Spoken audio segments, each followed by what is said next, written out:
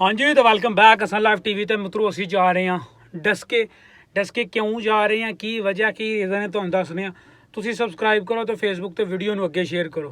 आप साहब आ चुके ने, आप साहब दा जेह्ड़ा रिएक्शन वेने आयो बाबू जी आओ आयो आयो आप साहब भाजी आ चुके हैं। आप साहब वालेकुम सलाम। कैसा लगा तुसीं पिंड दे उत्ते जेह्ड़ी काले घुमना दे उत्ते अपने पिंड दे उत्ते जेह्ड़ी शायरी बनाई है आप साहब वो लेखक ने हाफिज साहब उन्हें लिखी है कंपोज किया सारा कुछ तो सारा क्रेडिट जरा आप साहब नूं जांदा है। तो जे नहीं वेखी तो जाके जरूर वेखियो काला गुमना की खूबसूरत शायरी। हाफिज साहब भाजी मिठाई लैन चले ने, हाफिज साहब मिठाई लैन चले। हाँ लो जी डसके असीं पहुँच गए, अल्लाह खैर रखे। डसके भाजी असीं पहुँच चुके हैं।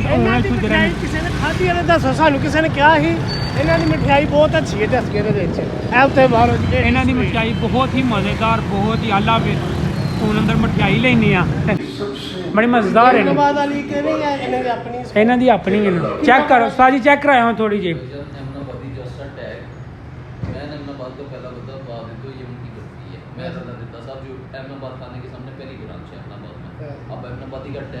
पूरे पाकिस्तान में और तकरीबन पंजाब सारे में यूज़ होता है। पंजाब के अलावा बाहर भी अहमदाबादी का जस्ट टैग यूज़ होता है, अहमदाबादी होता है। हुण ते सर जी हर पासे ना को तकरीबन को 5 to 6 जेहड़ियां ना वो हर रोड ते अहमदाबादी सिर्फ एक टैग है, नीचे छोटे छोटे हर बंदे के अपने नाम होते हैं। ये अपने नाम से हर गली मोहल्ले में अब शुरू हो गया। ये एडी है और ये अहमदाबाद थाने के सामने पहली ब्रांच है। आप जाइएगा कभी जाके देखिएगा आपको पता चलेगा। मज़ेदार हम कहीं स्पेशल जा रहे हैं स्पेशल।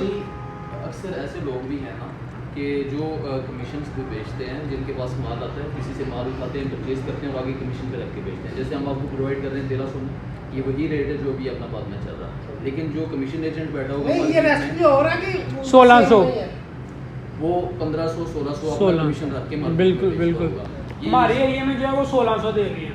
ये व्लॉग बना रहे हैं, कोई मसला तो नहीं ना आपको? व्लॉग बन सकता है 1 किलो करे।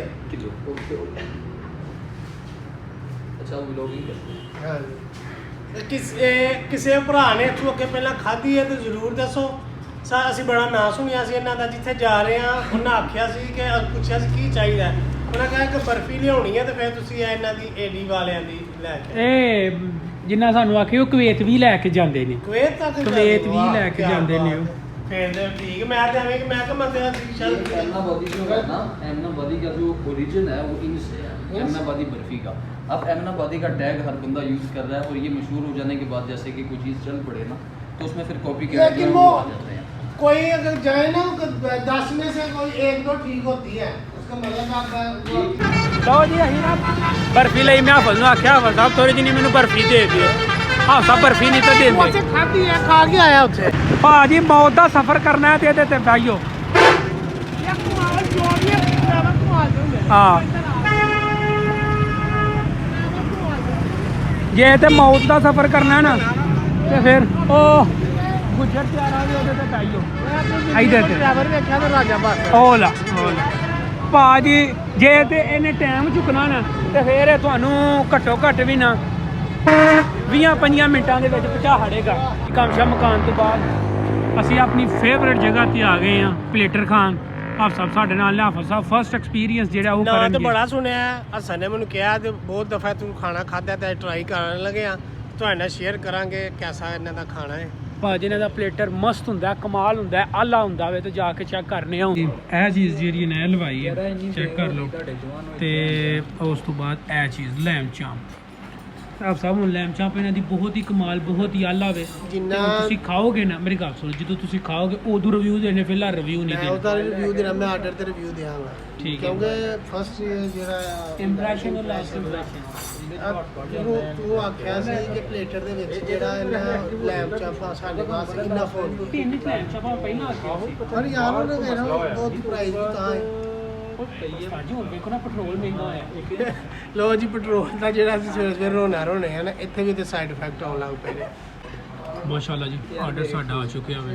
ਚੈੱਕ ਕਰੋ ਆਫਤ ਜੀ, ਚੈੱਕ ਕਰੋਗੇ ਤੁਹਾਨੂੰ ਮਜ਼ਾ ਆਏਗਾ इंशाल्लाह। ਚਲੋ ਖਾ ਕੇ ਚੈੱਕ ਕਰਨੇ ਆ ਤੇ ਫਿਰ चेक करो कैसा ज़बरदस्त किस्म का ना माशाल्लाह सुबहान ਪਲੇਟਰ ਦੇ ਵਿੱਚ ਸਾਰਾ ਕੁਝ सुबहान माशाल्लाह अभी आला है रिव्यू मार तो कर लेना हाँ जी आप साहब खाना कैसा लगे कैसा रिव्यू है ਇਹ ਖਾਣਾ ਬਹੁਤ ਮਜ਼ੇਦਾਰ ਸੀ ਲੇਕਿਨ ਸਪੈਸ਼ਲੀ ਜਿਹਦੇ ਵਾਸਤੇ ਆਇਆ ਸਾਂ ਲੈਂਬ ਚਾਂਪ ਲਈ ਉਹ ਥੋੜੀ ਜਿਹੀ ਹਾਰਡ ਸੀ ਯਾਨੀ ਕਿ ਨਹੀਂ ਉਹਨੂੰ ਥੋੜ੍ਹੀ ਖਿੱਚ ਤੁਸੀਂ ਕੇ ਲੈਂਬ ਚਾਂਪ ਨੂੰ ਤੁਸੀਂ ਕਿੰਨੇ ਕੋ ਨੰਬਰ ਦਿਓਗੇ ਜਰਾ ਇੱਥੇ ਹੋਣਾ ਜਰਾ ਵਿਊ ਸਹੀ ਆਏਗਾ ਲੈਂਬ ਚਾਂਪ ਨੂੰ ਕਿੰਨੇ ਨੰਬਰ ਦਵੋਗੇ ਕਿੰਨਿਆਂ ਚੋਂ 10 ਚੋਂ 10 ਚੋਂ 6 ਨੰਬਰ 6 ਨੰਬਰ ਤੇ ਓਵਰਆਲ ਖਾਣੇ ਨੂੰ ਓਵਰਆਲ ਠੀਕ ਸੀ ਖਾਣਾ ਤੇ ਮਾਸ਼ਾਅੱਲਾ ਬਹੁਤ ਮਜ਼ਾ ਆਇਆ ਓਵਰਆਲ ਖਾਣੇ ਨੂੰ ਤੁਸੀਂ ਕਿੰਨੇ ਨੰਬਰ ਦਵੋਗੇ ਓਵਰਆਲ ਖਾਣੇ ਚੋਂ 10 ਵਿੱਚੋਂ 10 ਵਿੱਚ 9 9 ਨੰਬਰ ਲਓ ਖਾਣਾ ਉਹਨਾਂ ਦਾ ਮਜ਼ੇਦਾਰ ਹੈ ਲੈਂਬ ਚਾਂਪ ਅੱਜ ਮੈਨੂੰ ਵੀ ਜ਼ਰਾ ਲੱਗੀ ਜਿਵੇਂ ਕੋਈ ਸਖਤ ਜਿਹੜੀ ਲੈਂਬ ਚਾਂਪ ਹੁੰਦੀ ਹੈ ਉਸੇ ਤਰ੍ਹਾਂ ਦੀ ਬਹਰਹਾਲ ਫਿਰ ਵੀ ਕਮਾਲ ਹੈ ਤੇ ਇਹ ਭਾਜੀ ਸਿਟੀ ਹਾਊਸਿੰਗ ਦੇ ਵਿੱਚ ਫੇਸ 3 ਦੇ ਵਿੱਚ ਸ਼ਾਪ ਹੈ ਮੈਨਾ ਚਸਦਾਰ ਆਲਾ ਕਿਸਮ ਦੀ ਤੇ ਸਾਰੇ ਸਲਾਹ ਟੀਵੀ ਨੂੰ ਸਬਸਕ੍ਰਾਈਬ ਫਾਲੋ ਤੇ ਅੱਗੇ ਸ਼ੇਅਰ ਕਰ ਦਿਓ ਮਿਲਦੇ ਹਾਂ ਤੁਹਾਨੂੰ ਨਵੇਂ ਵਲੌਗ ਦੇ ਵਿੱਚ ਇਨਸ਼ਾਅੱਲਾ ਰੱਬ ਰੱਖ